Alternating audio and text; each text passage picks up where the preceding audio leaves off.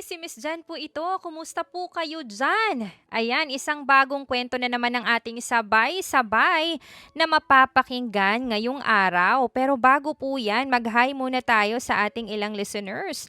Hi to Janilyn Brigoli and also to Danilyn Victorino. Sabi niya, ang galing mo talaga, Miss Jen. Lalo na yung panlalaking voice mo. Salamat po, maraming salamat po sa suporta. And also to Iris Joy Quales. Ayan, maraming salamat sa inyo, sa inyong walang sawang pakikinig. Sana wag po kayong mapagod na samahan ako araw-araw. At ngayon nga, samahan niyo ako ulit dahil ating pag-uusapan ang nakakakilig na kwento at nakakatuwang kwentong pag-ibig ni Lori at ni Miko. Kaya naman tumutok lamang kayo. Kung meron mang BS in Kamartiran, major in Marupok, sa university, siguradong si Lori ang summa cum laude.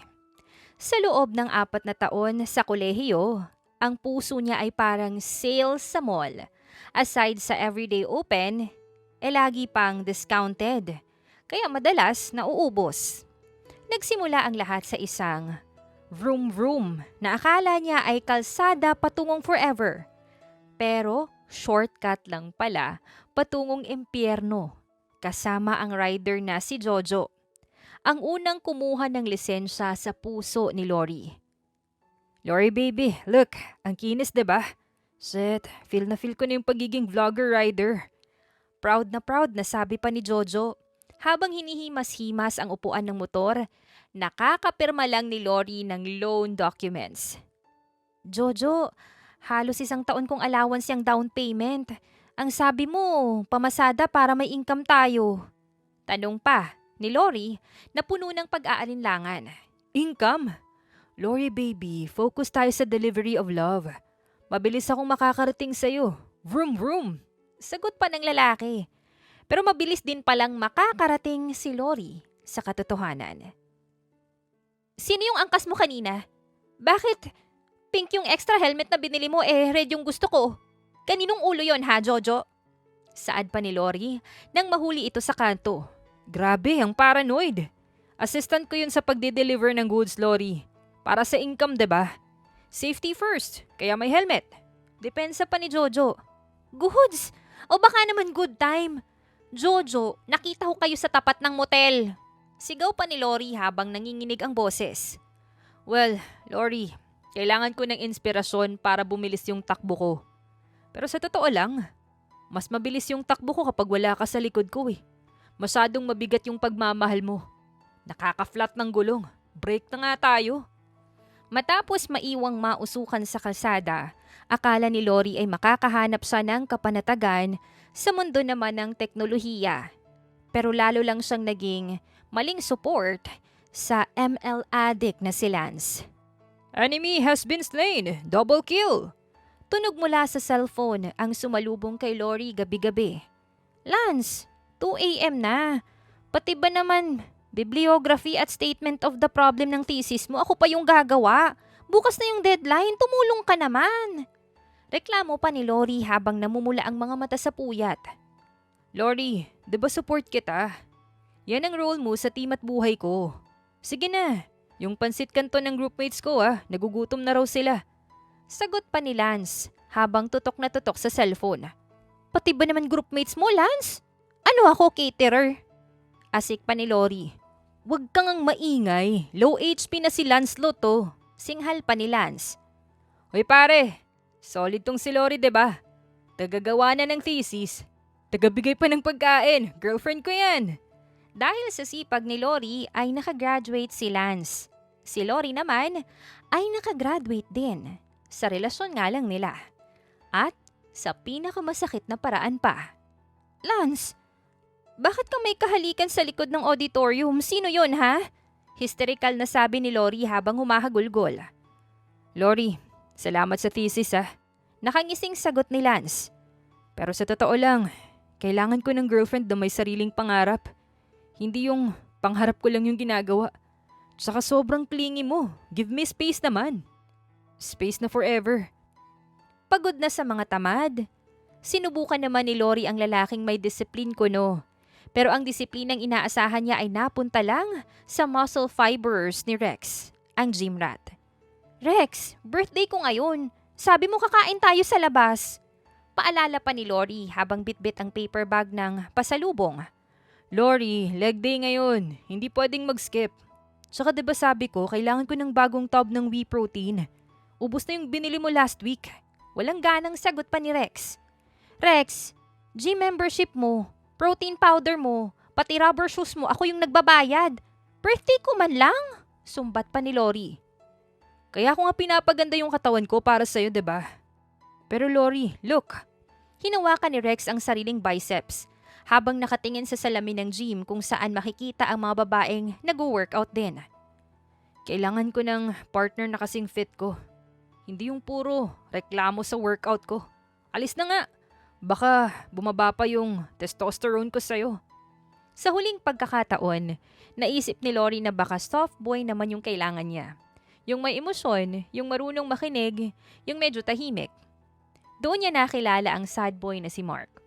Ang lalaking ginawang sandata, ang sariling lungkot, para makapangbudol. Mark, bakit di mo sinasagot yung mga tawag ko?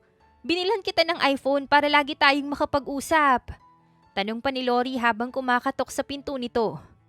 Lori, ang dilim ng mundo ko ngayon. Hindi ko kaya yung pressure ng calls mo. My mental health is deteriorating because of your constant checking. Saad pa ni Vince. Nakarinig siya ng tunog ng cellphone. Teka Mark, notification sound yun ng Bumble ah. Ano, akala mo di ko alam? Single and ready to mingle pa yung nilagay mo doon? Lori, part ng healing process ko to. I'm talking to 5 other girls to find myself. Bakit ba ang selfish mo? My iPhone, my choice. Let's end this toxic cycle. I deserve peace. Deklara pa ni Vince. Durog, puyat, at butas ang bulsa. Napadpad si Lori sa isang madilim na bar malapit sa campus. Nakatitig siya sa baso ng tequila na parang yun lang ang pag-asa niyang makabangon. Isa pa, yung matapang, yung kayang pumatay ng lahat ng ex na nabubuhay sa mundo. Halos masubsob na ang mukha ni Lori sa counter ng bar. Iniikot niya ang baso ng tequila habang ang paningin ay gano'n na rin. Sakto pang ikot-ikot budots remix ni Sarah Geronimo ang tugtog sa bar. Isang matangkad na lalaki ang tumabi sa kanya. Amoy eucalyptus at sandalwood. Malamig sa pakiramdam, mabango at nakaka-relax. Miss, pang-pito mo na yan. Baka pati atay mo, mag-empake at iwan ka rin gaya ng ex mo. Sino ka ba? Atay mo ba to? Atay mo? Lumingon si Lori pero 4 ang nakikita niyang baba ng lalaki. Alam ko na.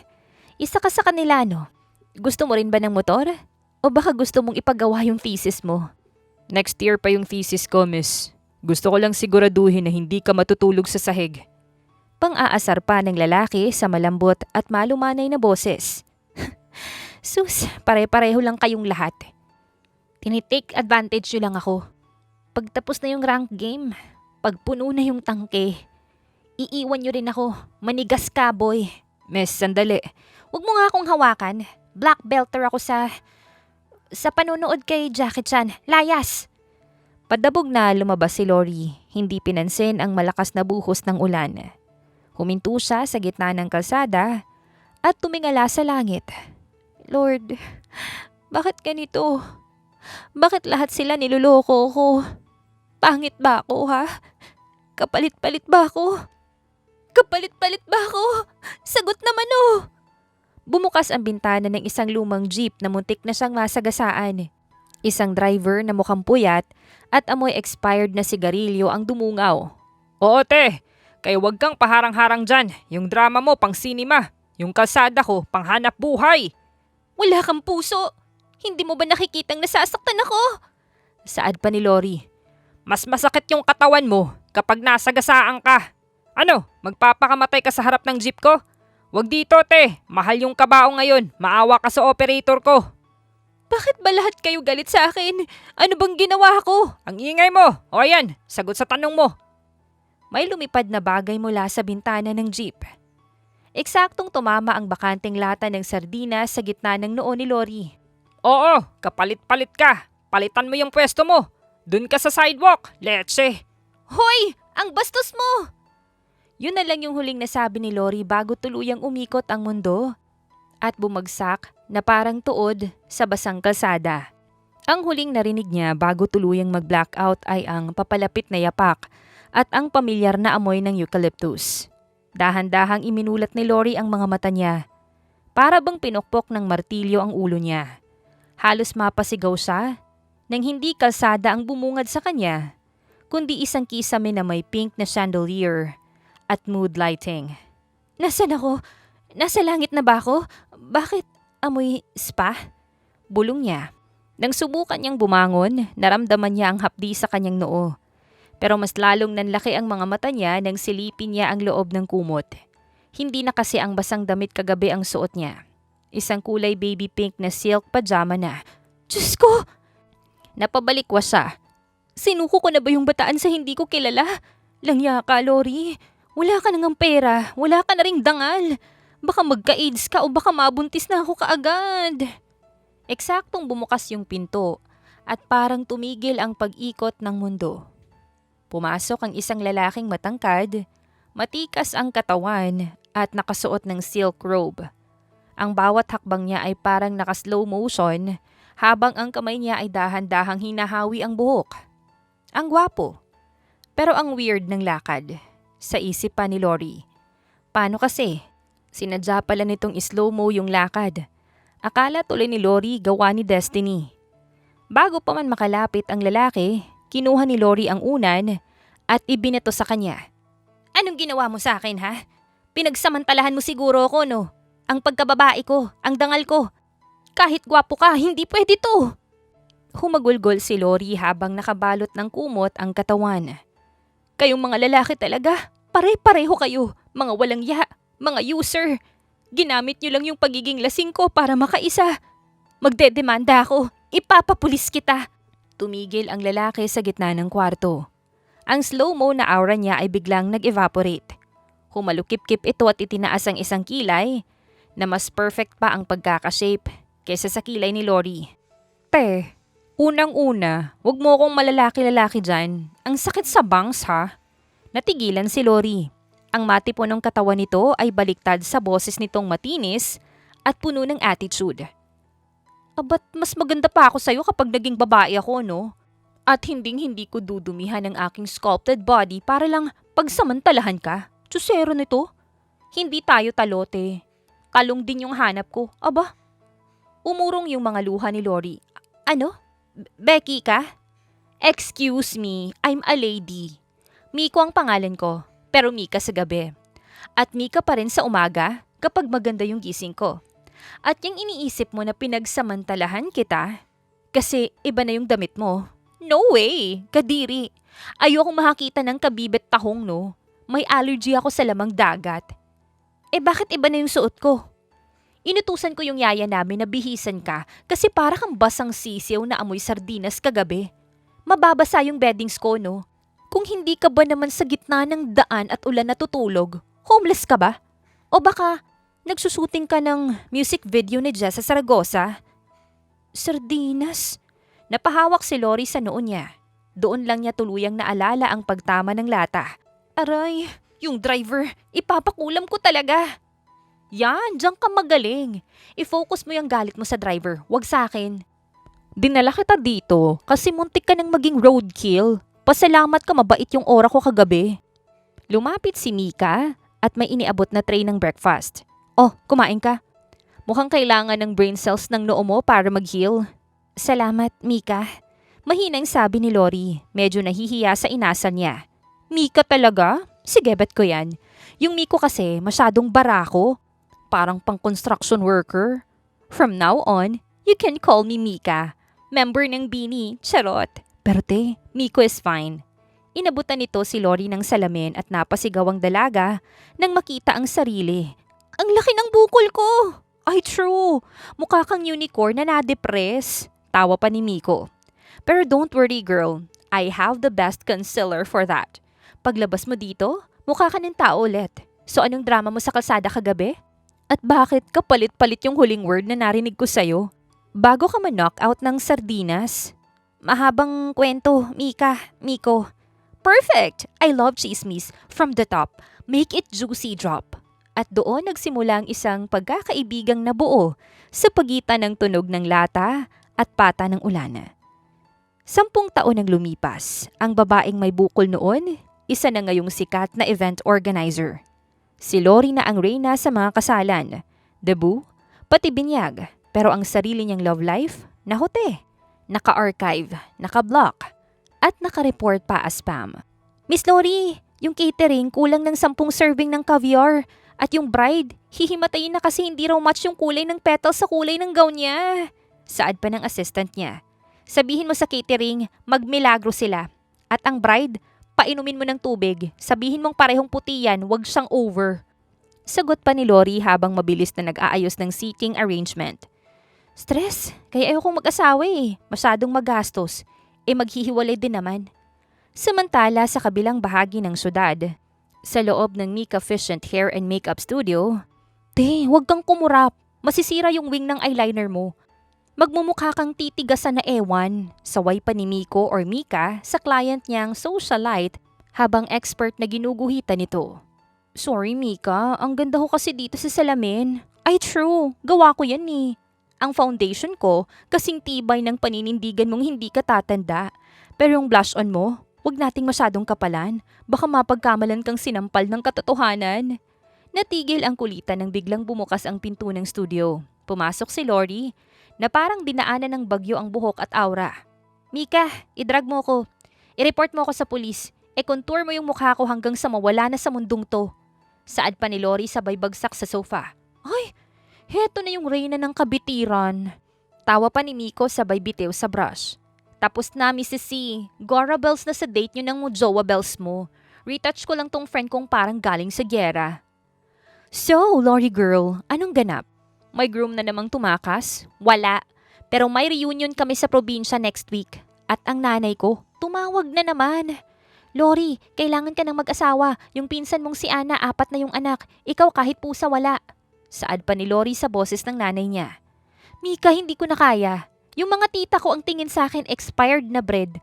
Sila tong matatandang dalaga. Oh, anong gusto mong gawin ko?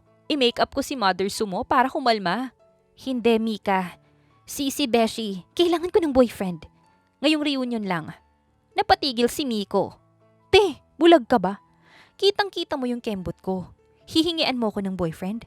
Saan ako kukuha, Aber? I-order natin sa Shopee. Hindi! Ikaw! Ikaw yung magiging boyfriend ko.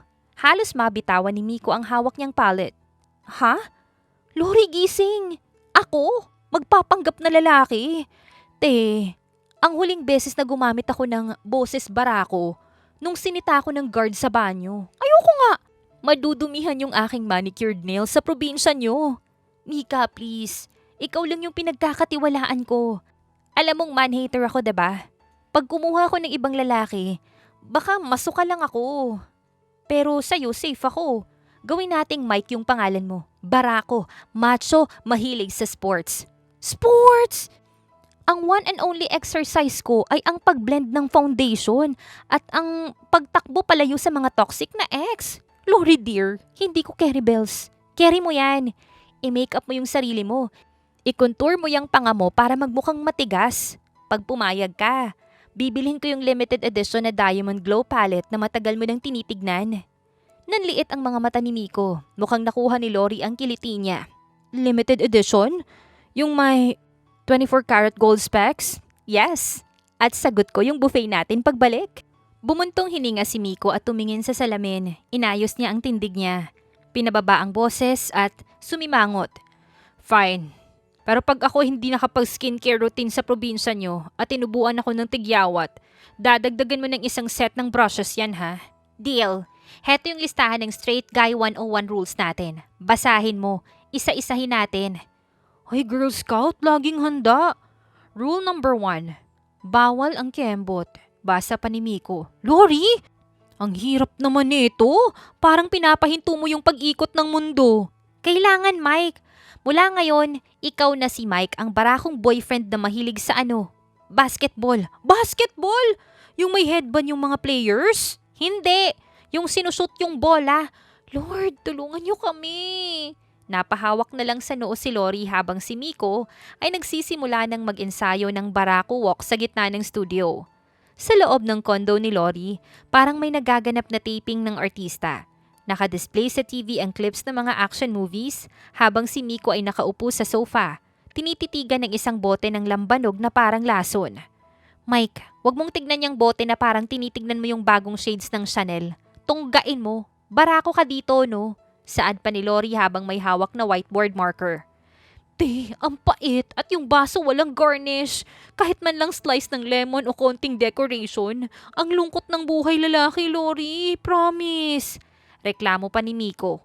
Walang garnish. O eto yung listahan. Basahin mo ng malakas. Yung boses na galing sa diaphragm, hindi sa nguso. Kinuha ni Miko ang papel. Huminga ng malalim at sinubukang ibaba yung boses. Rule number 2. Bawal ang girl, te, at lalong walang halasa. Good, ituloy mo. Rule number 3. Pag nakakita ng gwapo, bawal tumili. Ang sasabihin lang ay, lakas ng dating ni pare ah. Lori, ano to? Mamamatay ako. May konting tiis. Para sa Diamond Glow Palette. Fine. Rule number 4. Bawal mag-react sa skincare routine ng mga pinsan. Pag nakita silang gumagamit ng maling toner, tumahimik ka. Pag nakita mong hindi sila nagsa-sunscreen, hayaan mo silang mangitim. Napahawak si Miko sa dibdib niya. Ito yung pinakamahirap, Lori. Paano kung mag-breakout sila? Konsensya ko yun. Hayaan mo silang mag-breakout. Ang boyfriend ko walang pakialam sa pores. Ang pakialam mo lang ay sports. Pag tinanong ka ni na tito kung anong hobby mo, sabihin mo basketball. Yun lang. Basketball? Yung may mga pawisang lalaking nagbabanggaan with headbands? Okay, I can work with that view. Pilyong ngiti ni Miko. Mike, focus please. Oh, subukan nating maglakad. From the kitchen to the sofa. Isipin mo, may dala kang mabigat na sako ng bigas. Tumayo si Miko. Sinubukan niyang gawing matigas ang balikat pero bawat hakbang niya, kusa pa rin kumakaway ang balakang niya. Mike, yung puwet mo! Kumakandirit pa rin, itigil mo yan! Isa ganito yung alignment ng spine ko, Lori. Anong gusto mo?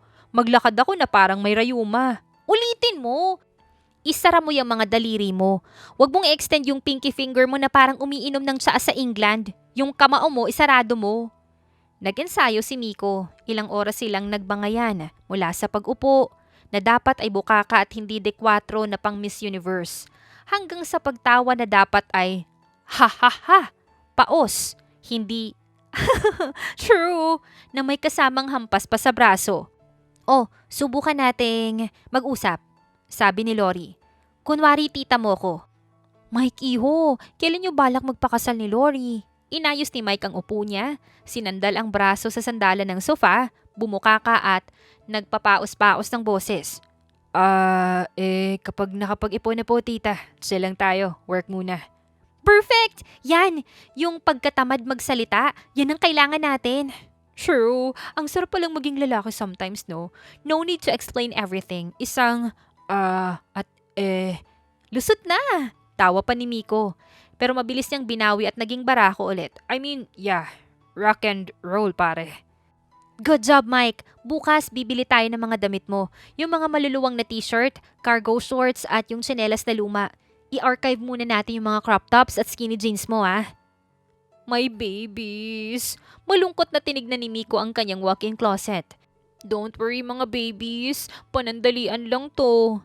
Handa ka na ba, Mike? Tumingin si Miko sa salamin, inalis ang kembot, itinuwid ang balikat, at nag-thumbs up. Gora bells! Pagbaba pa lang ng luma at maalikabok na SUV sa tapat ng ancestral house, sinalubong na sila ng usok na inihaw ng liempo at ang mas matinding usok ng chismis. Mike, yung balikat mo itaas mo pa, wag slouch. Bulong pa ni Lori habang kinakaladkad si Miko na ngayon ay si Mike palabas ng sasakyan. Lori, ang init. Hulas na yung tinted moisturizer ko. At look, turo ni Mike sa gate. Nakalinya na yung mga marites of this province and suburbs sa harap. Grand welcome ba yan? Nando na sina Tita Susan, Tita Marie, Tita Tess, at ang head of the board na si Tita Karen. Sa likod nila, ang mga pinsang dalaga ni Lori na sina Beng at Bang na parehong may active volcanoes, aka malalaking pimple sa noo. Ayan na siya! Lori, sino tong kasama mong parang kinuha sa bench billboard? Sigaw pa ni Tita Tess. Ang matang mapanuri ay mula ulo hanggang paa ni Mike. Tita, si Mike po, boyfriend ko. Pakilala ni Lori habang sinisiko si Mike. Magandang hapon po. Boses barako ni Mike. Sinadya niyang huwag itaas ang kilay kahit na ang totoo. Nangangati na siyang ituro ang cakey na foundation ni Tita Mary. Habang nagmamano si Mike kay Tito Bert, napatigil siya. Titig na titig siya sa panga ng matanda. Mike Iho, balita ko mahilig ka sa outdoor. Tanong pa ni Tito Bert. Hindi nakasagot si Mike. Ang tanging nakikita niya ay ang balbas ni Tito Bert na sobrang haba sa kaliwa at halos bungi sa kanan. Lord, kailangan ng contour. Kailangan ng symmetry. Sa isip pa ni Miko. Opo tito. Ang ganda po ng alignment nyo. Sagot ni Mike habang ang kamay niya ay kusa ng gumagalaw na parang may hawak na shaver. Anong alignment? Alignment ng pader. Opo, solid. Bawi ni Mike sabay hila sa kanya ni Lori. Lori, yung panga ng tito mo mukhang unfinished building. Sasabog yung OCD ko. Lumapit naman ang mga pinsang sinabing at Bang para makipag-selfie. Kuya Mike, selfie naman! Crush ka na namin! Sabi ni Bing habang nilalapit ang mukha kay Mike. Oh, sige. Pero girl, Bing, pare, may suggestion lang ako. Ano yung mga mount pinatubo sa noo nyo? Huwag nyo kasing tirisin at huwag kayong gagamit ng toothpaste bilang spot treatment. Nakaka-burn yan ng skin barrier. Walang awat na sabi ni Miko. Ha? Anong skin barrier, Kuya Mike? Tanong pa ni Bang. Huwag nyong dikitan ng dumi. Basketball, slam dunk. Saad pa ni Mike para malihis yung usapan. Sa ilalim ng puno ng mangga, nakapalibot ang mga kalalakihan sa isang bilog na lamesa. Sa gitna, may isang pitsel na purong lambanog na tila humahamon sa taste buds at atay ni Miko. Ni Mike. O Mike Iho, tagay mo na.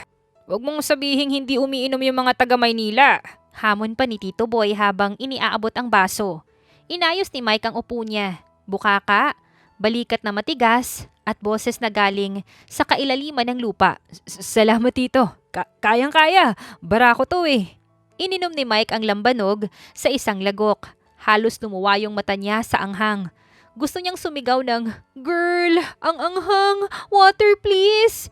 Pero pinigilan niya. Imbes, naglabas siya ng isang malalim na, Solid. Rock and roll.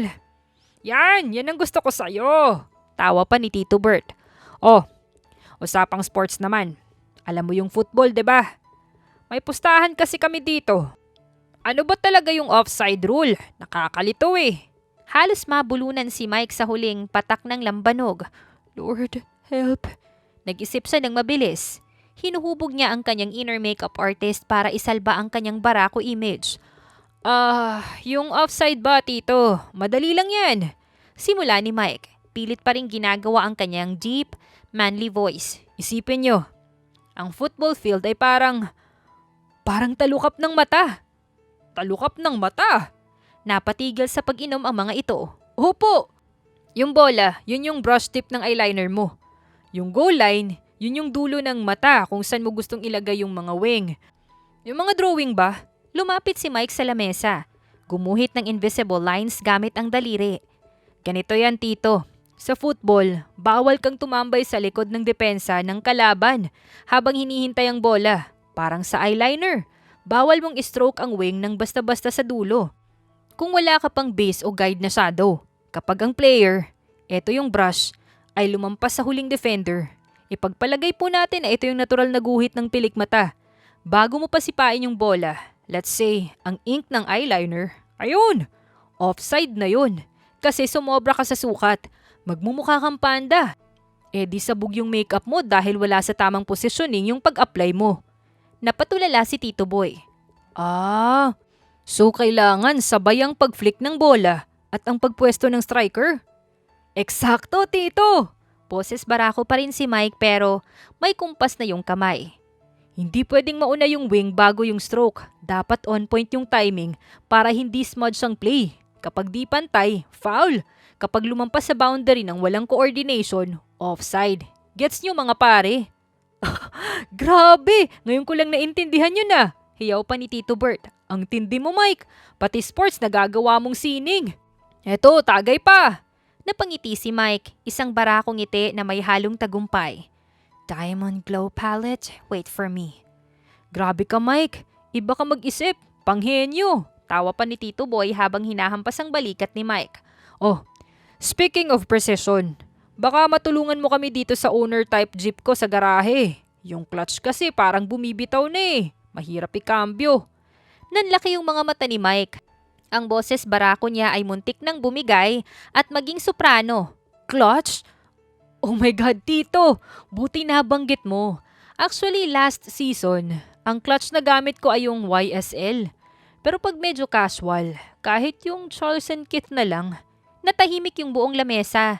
Napahinto sa pag-inom si Tito Bert at ang baso ni Tito Boy ay nanatili sa tapat ng bibig niya. YSL, Charles & Keith. May ganun bang brand ng pyesa ng sasakyan sa Maynila? Tanong ni Tito Boy, bakas ang lito sa muka. Mabilis na sumingit si Lori. Nanlilisik ang mga mata. Tito, ang ibig sabihin ni Mike, year shift lubricant. Yun ho yung ibig sabihin.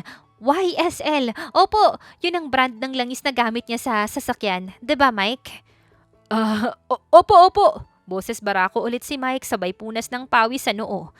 YSL, year shift lubricant. I mean, yung brand ng clutch, spring. Matigas yun, pang barako. Yun ang gamit ko pag nag-off-road ako sa Mall of Asia. Akala ko kung ano na. Tawa pa ni Tito Bert. Ma-high-tech na talaga ang Maynila. Pati langis parang passion yung pangalan. Hulos na ako, Lori. Bulong ni Mike habang hinihila siya ni Lori papalayo sa garahe. Muntik na akong ma-deadball dun. Stress na yung beauty ko din eh. Mag-ingat ka kasi. Isang clutch bag mo pa itatapon na kita sa sapa. Banta pa ni Lori. Pero hindi pa sila nakakalayo nang harangin sila ni Tita Susan na may hawak na hiwa-hiwang mangga. Ang sikat ng araw sa probinsya ay hindi nagpatawad. Sa sobrang tindi ng sikat, bumabakat ang mga dry patches sa mukha ni Tita Susan dahil sa maling face powder. Hindi na nakatiis ang kaluluwa ni Mike. Nakalimutan niya ang straight guy 101. Nakalimutan niya ang boses barako. Lumapit siya kay Tita Susan na parang isang sundalo na sasabak sa gyera laban sa flaky skin. Tita Susan, huwag po kayong gagalaw.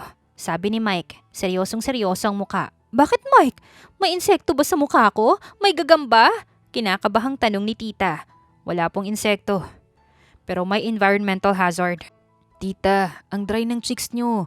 Parang lupang hindi naulan na ng 3 taon. Tignan nyo tong powder nyo. Nag-uumpisa ng mag-crack. Mas malalim pa yung crack nito kaysa sa lamat ng relasyon ni na Lori at mga ex niya eh. Ha? Anong gagawin ko, Mike?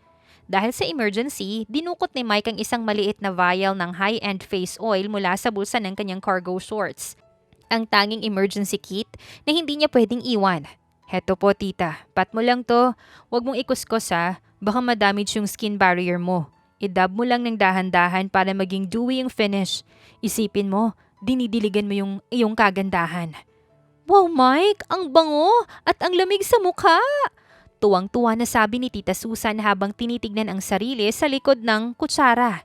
Saan galing to? Ang galing mo namang boyfriend, pati skincare ng matatanda, alam? Boses barako mode. Activated.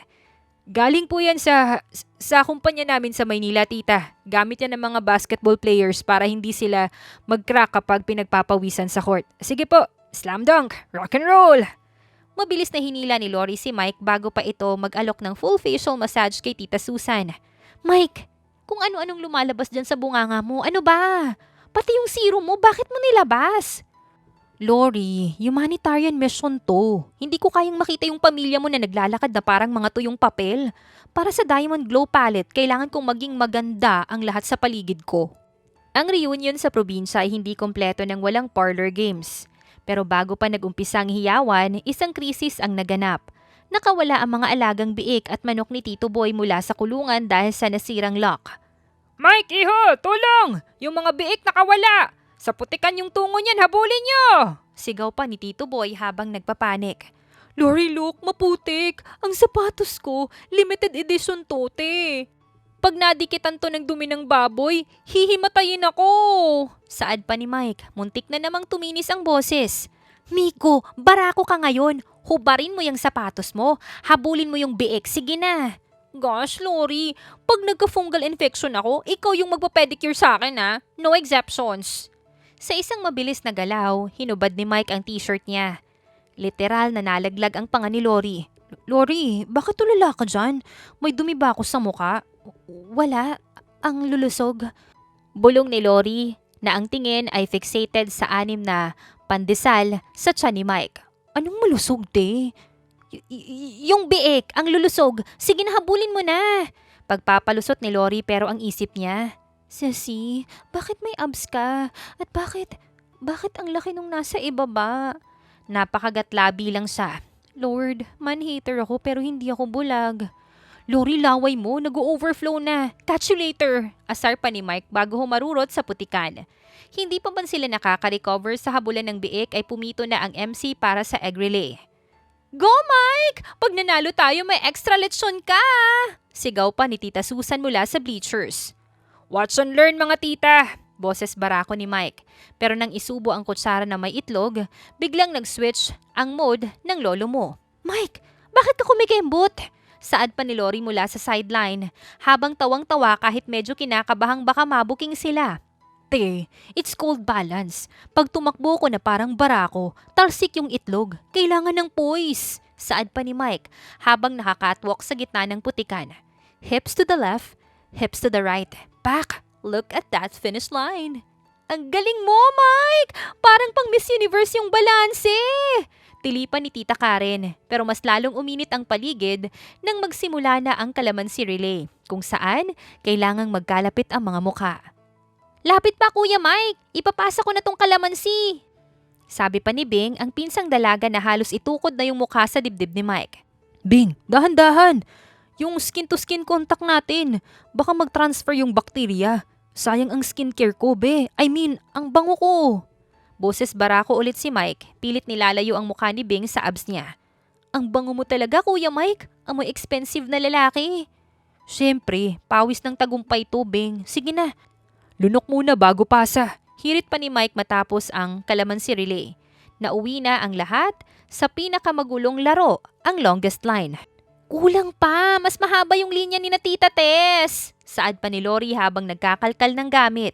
Mike, hubarin mo yung belt mo. Belt lang? Te, baka gusto mo pati yung shorts ko itaya ko na para win-win na. Biro pa ni Mike, wag, yung belt lang. Baka ma-high blood yung mga tita ko pag tinodo mo pa. Si Lori na namumula na ang pisngi. Damot nito. O heto na, pati medyas ko, isama ko na yung panyo mo. Lori, all out to, deklara ni Mike. At para selyuhan ang panalo ng kanilang grupo, sack race naman ang nilaro nila. Go Mike, talon! Yung muscles mo nagbabounce! Hiyaw ng mga kababaihan na halos mawala na ng boses. Whew! I'm the queen! I mean, the king of the field! Victory! Sigaw pa ni Mike nang maunahan ng lahat sa finish line. Inangat niya ang dalawang kamay, flexing his biceps na parang bodybuilder. Sa sobrang tuwa, binuhat ni Mike si Lori at inikot-ikot sa gitna ng palakpakan. Ang pawisang katawan ni Mike ay dumikit sa balat ni Lori. Naamoy na tuloy ang bango ng eucalyptus na may halong macho scent. Mike, ibaba mo na ako. Nakatingin sila. Hingal na sabi ni Lori pero ang totoo, parang ayaw niya. Bakit? Kinikilig ka na sa sisi mo, no? Malalim ang boses ni Mike. Seryoso at parang nanginginig sa tenga ni Lori. Acting lang to, Miko. Pak lang to. Huwag kang feeling, te. Sagot ni Lori pero ang puso niya parang sumali din sa sack race sa bilis ng tibok nito. Acting.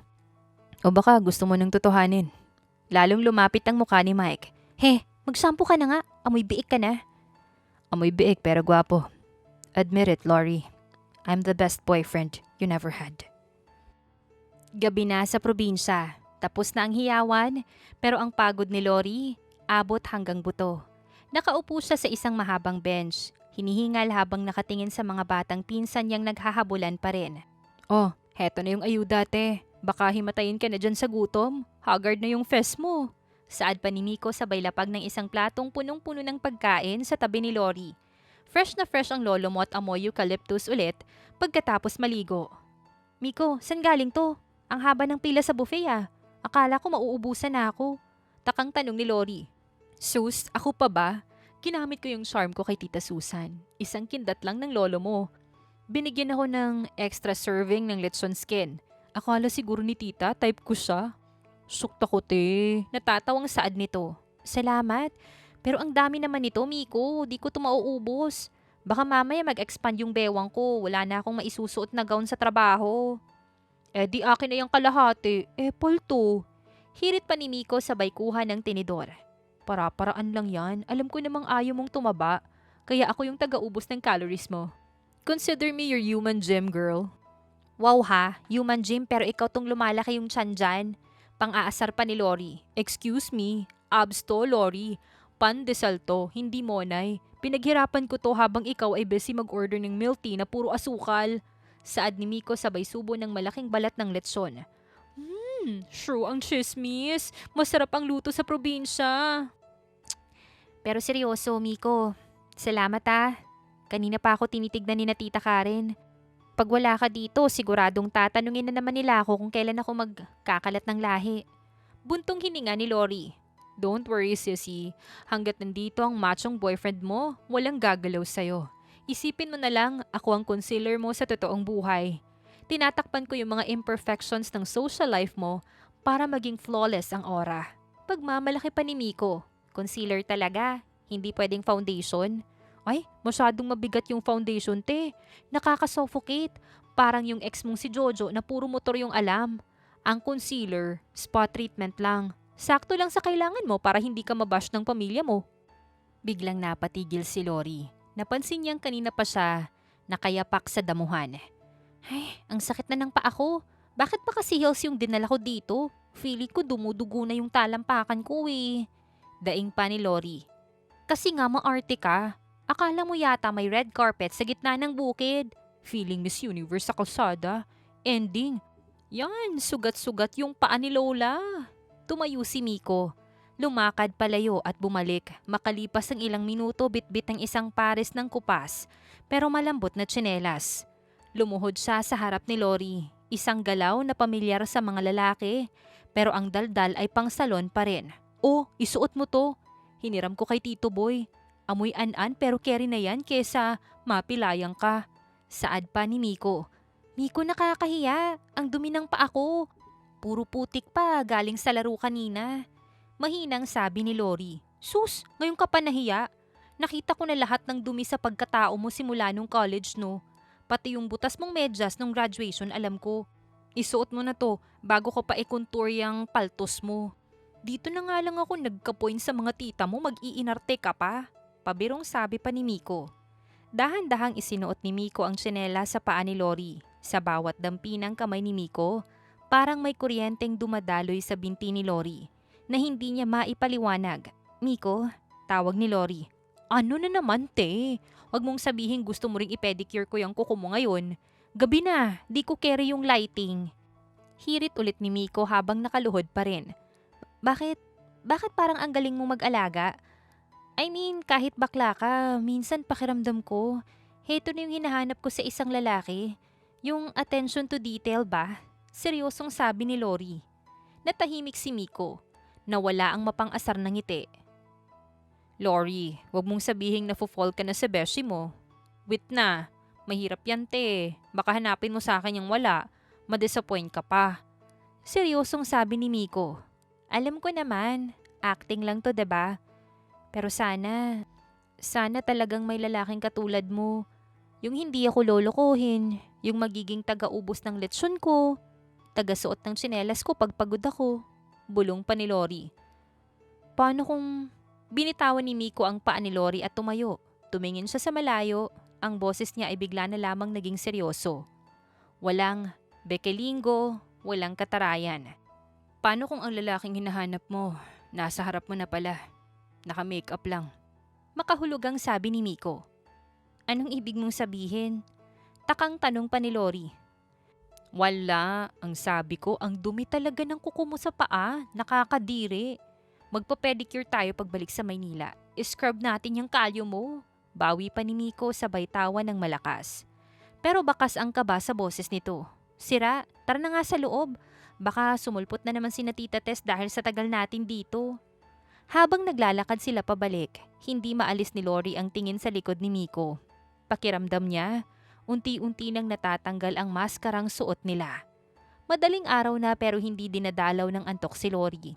Dahil sa tuyong lalamunan, dahan-dahan siyang bumangon para uminom ng tubig.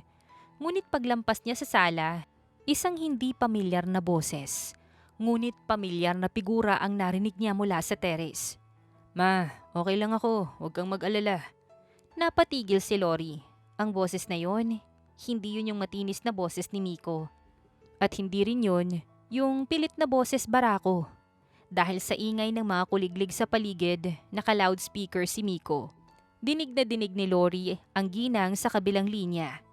"Miko anak, hanggang kailan mo ba paninindigan yung pagpapanggap na yan? 10 taon na anak. Hindi ka ba napapagod na magkunwaring bakla sa harap ng babaeng mahal mo?" Saad ng ina ni Miko. Halos mabitawan ni Lori ang basong hawak niya. Nanigas siya sa kinatatayuan.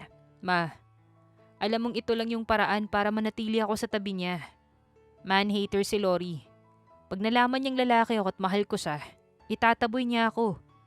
Gaya ng ginawa niya sa mga ex niya. Ayokong mawala siya sa buhay ko. Paliwanag pa ni Miko sa seryosong tono. Pero paano pag nalaman niya ang totoo? Doon na matatapos ang lahat, anak. Masasaktan mo siya dahil sa pagsisinungaling mo. Nag-aalalang dagdag ng kanyang ina. "Hindi niya malalaman, ma. Konting tiis na lang. Matatapos din tong reunion, babalik na kami sa Maynila." Tugon pa ni Miko bago pinatay ang tawag. Dahan-dahang bumalik si Lori sa kwarto. Ang mga luha niya ay kusa ng pumatak. 10 taon. 10 taon siyang ginawang tanga ng taong tinuring niyang kapatid, sandigan at beshi. Habang nakatingin siya sa kisame ng madilim na silid, hindi niya alam kung paano pa haharapin ang bukas. Ngunit ang sikat ng araw ay wala namang pakialam sa bigat ng kanyang puso. "Girl, gising na! Fresh na fresh yung aura ko today. Ready ka na bang bumalik sa Maynila?" Masayang bati pa ni Miko pagkapasok sa kwarto.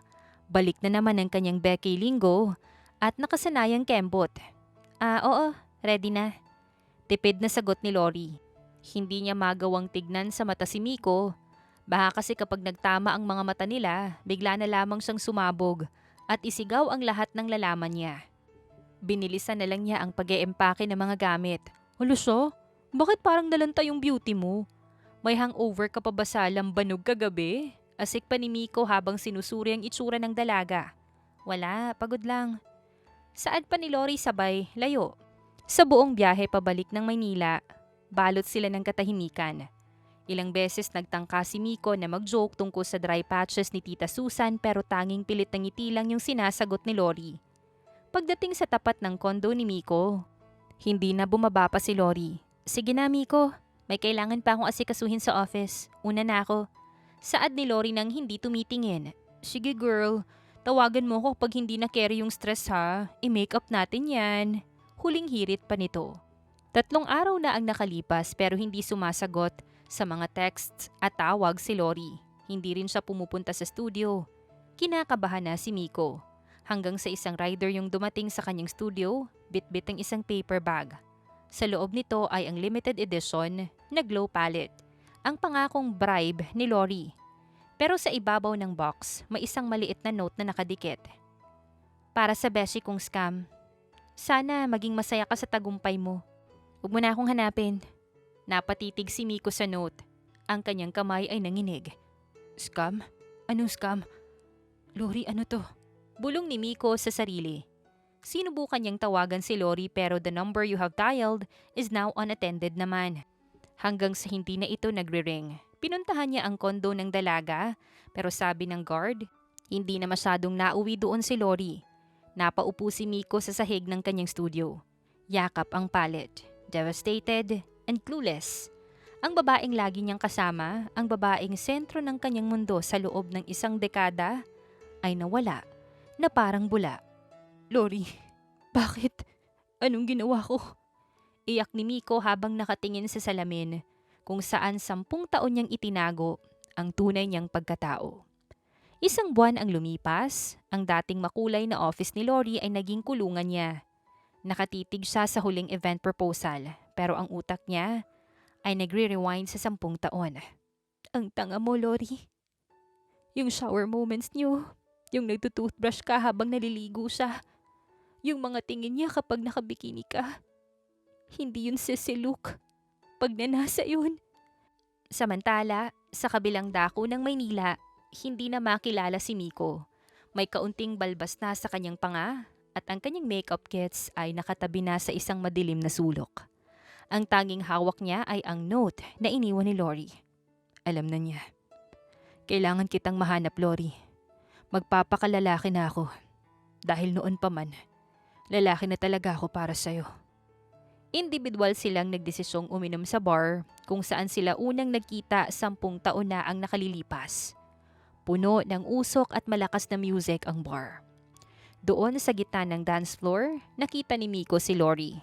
Naka-backless na dress ang dalaga, sumasayaw mag-isa. Habang may iilang lalaking pilit lumalapit. Excuse me pare, akin siya. Malamig na saad ni Miko sa isang lalaking pilit humahawak kay Lori gamit ang tunay niyang boses. Mabilis na lumapit si Miko sa likuran ni Lori. Hinawakan niya ang bewang ng dalaga at isinabay ito sa indayog ng musika. Ano ba?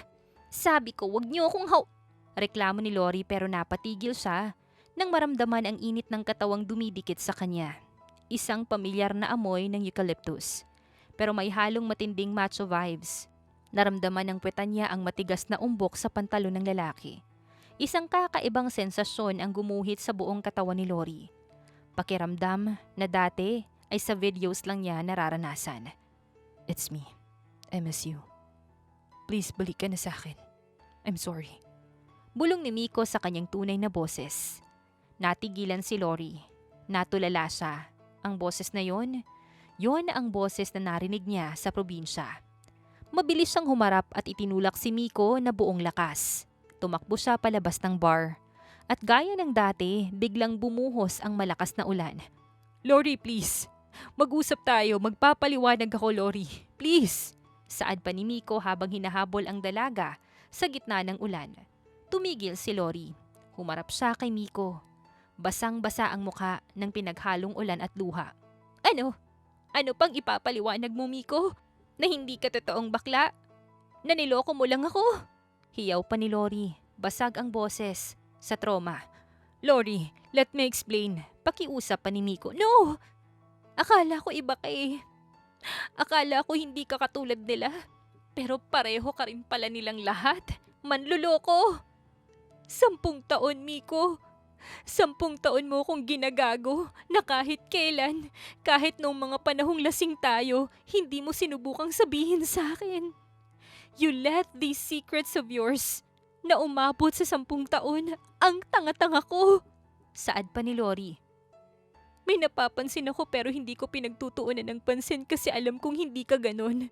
Alam kong hindi mo ako magagawang lukuhin. Kasi alam mo kung paano akong nawasak ng mga manloloko. Pero niloko mo rin pala ako. Nanatiling nakatayo si Miko. Hinahayaan ang bawat hampas. Lumapit siya sa dalaga at hinawakan ang mga kamay nito. Dahil mahal kita, Lori. First year college pa lang tayo, gusto na kita. Gusto na kita nung iniligtas mo ko sa mga bullies nung nerd pa ako. Saad ni Miko sa malalim na boses. Hindi ako bakla, Lori. Maalam ako sa makeup dahil sa mama ko. Nandun ako lagi. Nakita ko lahat ng heartbreaks mo. Ako yung anonymous tip kay Jojo. Ako yung nakakita kay Lance sa likod ng auditorium. Ako yung nag-abot ng panyo nung iniwan ka ni Rex at Mark. Nasasaktan ako kasama mo. Napatigil si Lori. Nakatingin lang sa mga mata ni Miko na puno rin ng luha.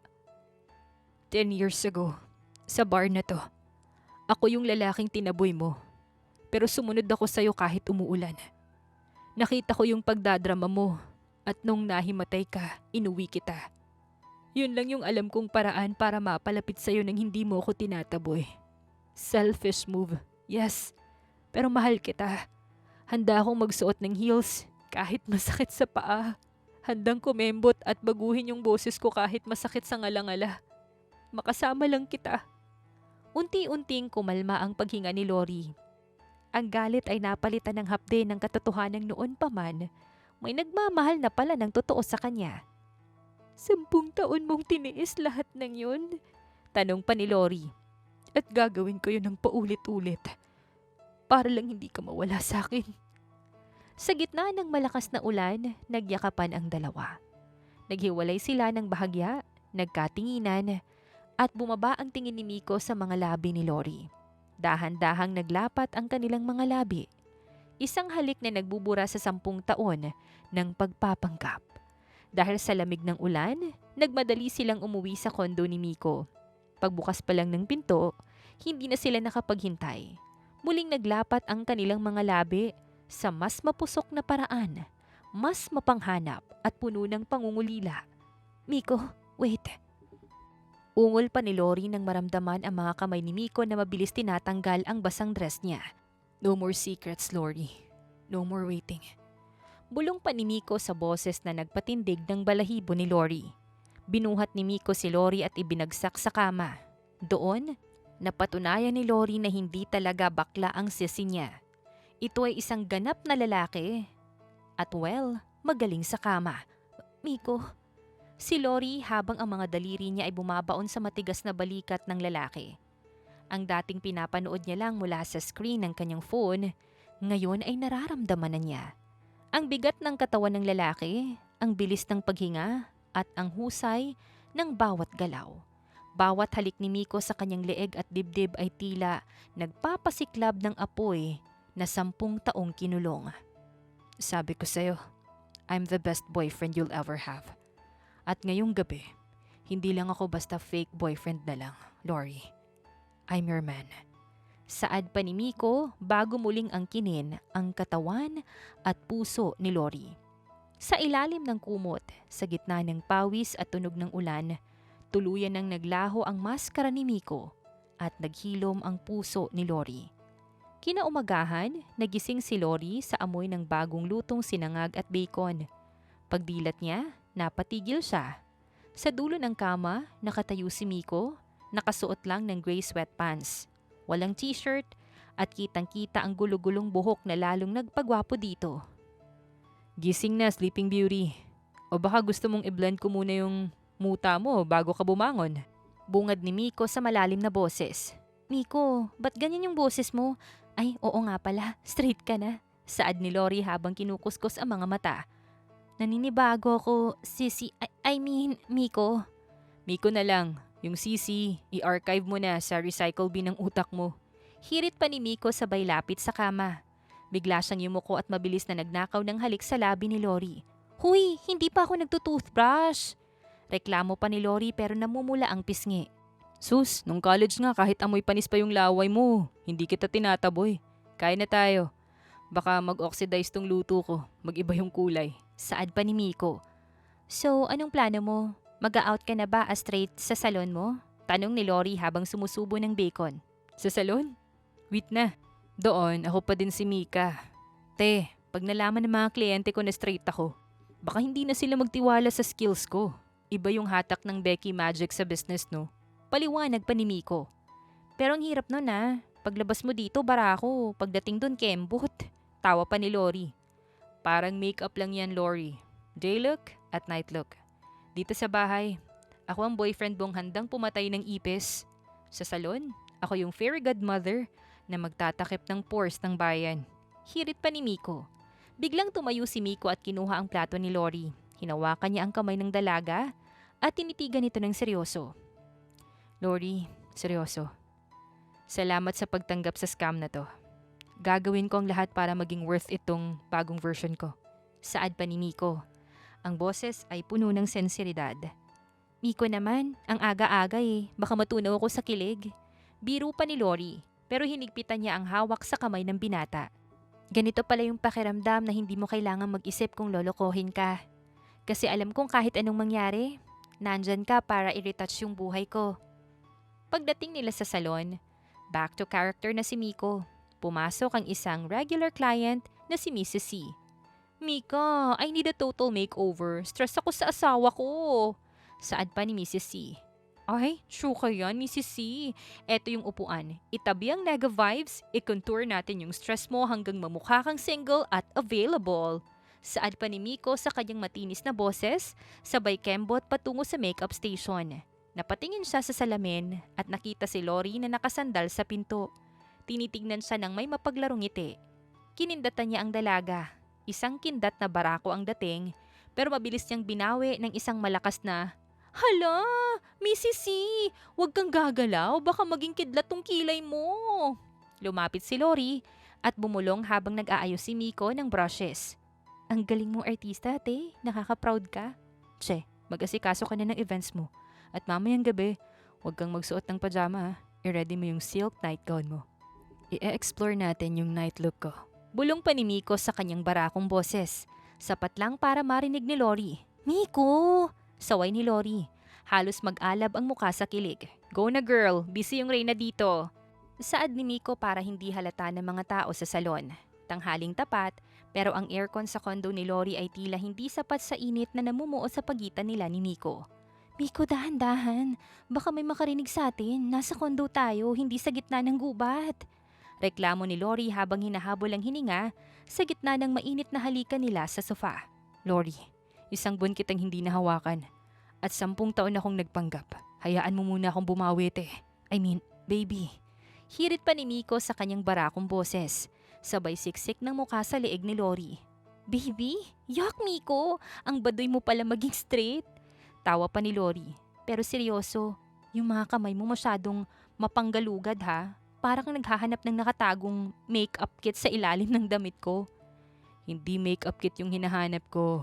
Bulong pa ni Miko bago muling angkinin ang labi ni Lori.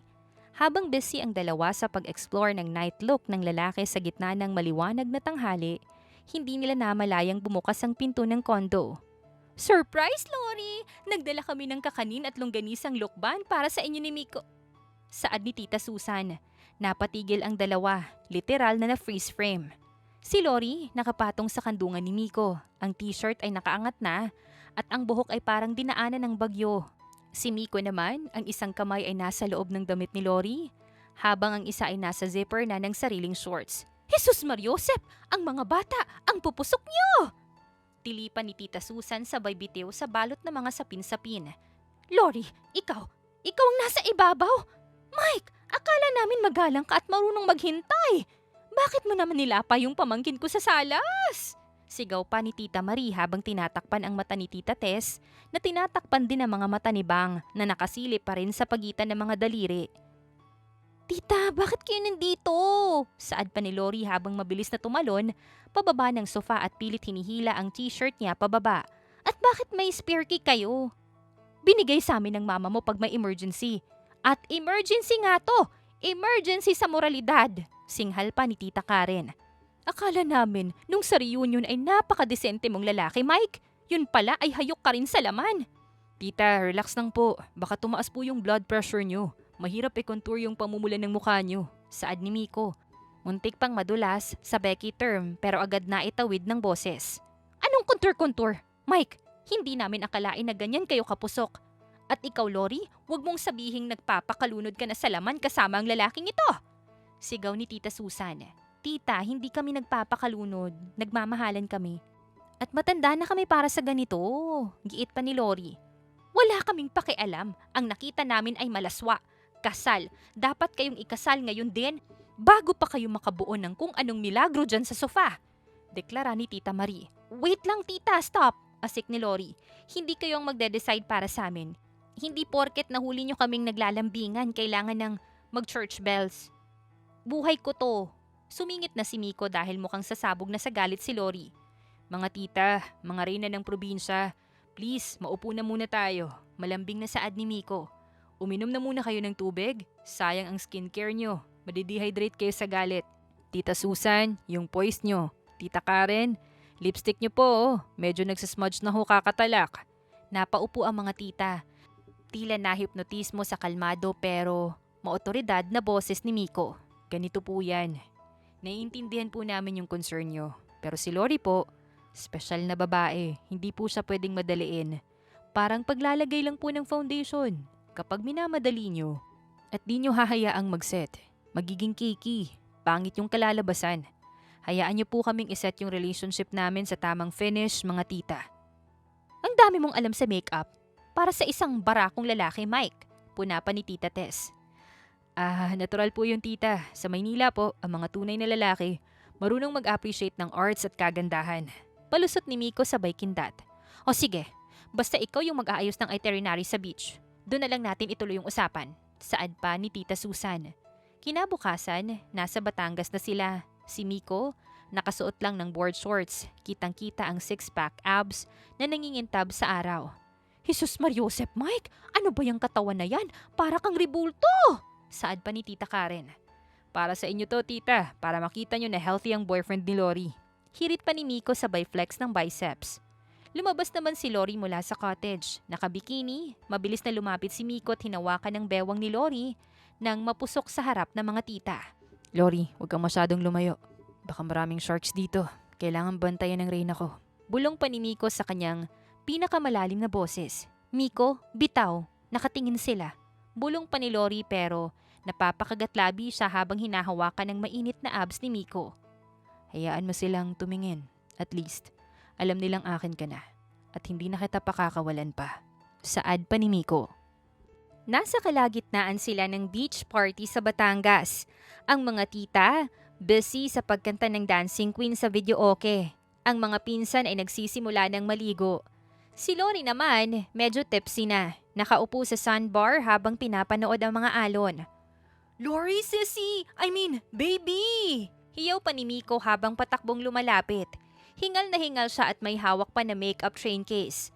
Ano na naman, Miko? Gabi na. Magre-retouch pa? Tanong pa ni Lori habang tumatawa. Te, kailangan. Ang haggard mo na. Nag-o-oxidize na yung face mo sa sobrang alak. Halika dito.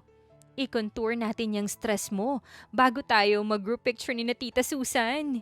Hirit pa ni Miko sa boses Becky niya. Sa pilitan niyang pinaupo si Lori sa isang silya at nagsimulang mag-apply ng kung ano-ano sa mukha nito. Miko, bakit ba ang lagkit niyang nilalagay mo sa mukha ko? Reklamo pa ni Lori. Liquid gold yan, huwag kang special formulation ko to. Saad pa ni Miko habang seryosong-seryoso ang mukha. Matapos ang 10 minuto, kumuha si Miko ng salamin. Oh, tignan mo yung masterpiece ko. Don't blink, baka malunod ka sa ganda mo. Pagtingin ni Lori sa salamin, muntik na siyang mahulog sa upuan. Sa halip kasi na contour, may nakasulat na Will sa noo niya. You sa kaliwang pisngi. Mary sa kanan. At me sa baba niya gamit ang isang matingkad at pamilyar na shade ng pula. Ang mas malala, pati ilong niya ay ginuhitan ng hugis puso gamit ang lipstick. Miko, ano to? Mukha akong mascot. Saad pa ni Lori pero nang lumingon siya, wala na ang lalaki sa harapan niya. Nakaluhod na si Miko, hawak ang isang diamanting singsing na kumikinang sa ilalim ng buwan. Ang boses niya, lalaking-lalaki na. Lori, 10 taon kitang mini-make-upan para maging maganda sa iba. Ngayon, gusto ko namang ako yung maging foundation mo habang buhay. I promise to blend with your moods, cover your flaws, and highlight your happiness. Will you marry me, Lori? Miko, ang pangit ko sa picture nito. Pero walang hiya ka. Oo, yes. Iyak tawa ni Lori sabay lundag sa kanya. Nagsigawan ang mga tita na kanina pa pala nakasilip sa likod ng mga puno ng niyog. Kasal na yan! Sa wakas, may pag-asa na ang lahi natin! Hiyaw ni Tita Susan. Pero habang nakayakap, may napansin si Lori sa lapel ni Miko. Isang pamilyar na gold case na nakabukas at wala ng laman. Wait. Dahan-dahang humiwalay si Lori at hinawakan ng sariling pisngi. Tinignan niya ang daliri niya. Miko, etong shade na to, eto ba yung Dior Rouge 999 ko? Oo girl, ganda 'di ba? Pigmented. Sagot ni Miko, balik sa boses Becky. Miko Borromeo, pinudpud mo yung 3,000 lipstick sa pisngi ko! Hiyaw pa ni Lori. Napahagulgol siya lalo. Sa tuwa, dahil sa proposal, at sa matinding panghihinayang dahil ang lipstick na pinakaingat-ingatan niya ay naging Crayola lang sa mukha niya. Ang mahal nito! Hayop ka talaga! Makalipas ang ilang buwan, naganap ang kasal sa isang simbahan sa Maynila. Sa altar, Manghang-mangha ang lahat dahil sa ganda ni Lori. Pero nang ianunsyo ng pare na you may now kiss the bride, nawala ang lahat ng hinhin sa katawan ni Lori. Sa sobrang tuwa, tinalo niya si Miko at nangunyapit sa asawa na parang unggoy. Hindi na niya alintana ang mamahalin at dambuhala niyang gown dahil ang dalawang binti niya ay mabilis na pumulupot sa bewang ng asawa habang binibigyan ito ng isang napakapusok na halik. Tuwang-tuwa naman si Miko. Ang mga tita niya ay napatili sa gulat, habang si father at ang mga madre sa gilid ng altar ay mabilis na napa-sign of the cross at napapikit sa mala acrobatics na halik ng bride na nasaksihan nila sa harap ng banal na altar. Sa loob ng kanilang honeymoon suite, nakaupo si Lori sa harap ng vanity mirror. Sis, Miko, patulong. Ang dami kasing pins ng veil ko eh. Reklamo pa ni Lori. Biglang hinawakan ni Miko ang magkabilang balikat ni Lori at iniharap ito sa kanya. Ang tingin ni Miko ay parang gutom na lobo. Stop calling me sissy inside this room, Lori. Mababang saad pa ni Miko. Bigla niyang binuhat si Lori at itinapon ng dahan-dahan sa kama. Dito sa kwartong to, walang kembot. Walang te. Dito, ako ang masusunod. Ang possessive naman ng asawa ko. Tukso ni Lori pero nangangatog na yung tuhod niya sa excitement. 10 taon akong nagpigil, Lori. 10 taon kong pinanood yung bawat hubog ng katawan mo. Habang nagpapanggap na walang mali siya. Saad ni Miko habang dahan-dahang tinanggal ang kanyang robe, revealing his rock-hard body. Ngayong gabi, ituturo ko sa'yo kung paano kita mas mamahalin pa. Sa puso mo at sa lahat ng aspeto. Dominante ka pala ah. Hamon pa ni Lori sabay hila sa kwelyo ni Miko. You have no idea. Bulong pa ni Miko bago sinunggaban ang mga labi ni Lori. Ang bawat haplos ng lalaki ay mapang-angkin. Ang bawat halik ay may kasamang gigil. Hindi na ito ang dating Miko na taga-abot niya lang ng panyo. Ito ang asawa niyang handang angkinin ang bawat sentimetro ng kanyang pagkatao. Kanino ka, Lori? Tanong ni Miko habang lalong hinihigpitan ang hawak sa bewang ni Lori. Sa'yo lang Miko! Hiyaw pa ni Lori bago sila tuluyang matupok sa sarili nilang apoy. At dito na nga po nagtatapos ang kwentong pag-ibig ni Lori at ni Miko. Naway kayo po ay kinilig at may natutunan sa kwentong ating napagsaluhan ngayong araw. Muli po, maraming salamat sa inyong walang sawang pagsuporta at pagkikinig. Hanggang sa susunod, abangan pa rin po ang mga kwentong puno ng aral, pagmamahal at inspirasyon. Siyempre dito pa rin po yan sa inyong inaabangang mga kwento ni Miss J.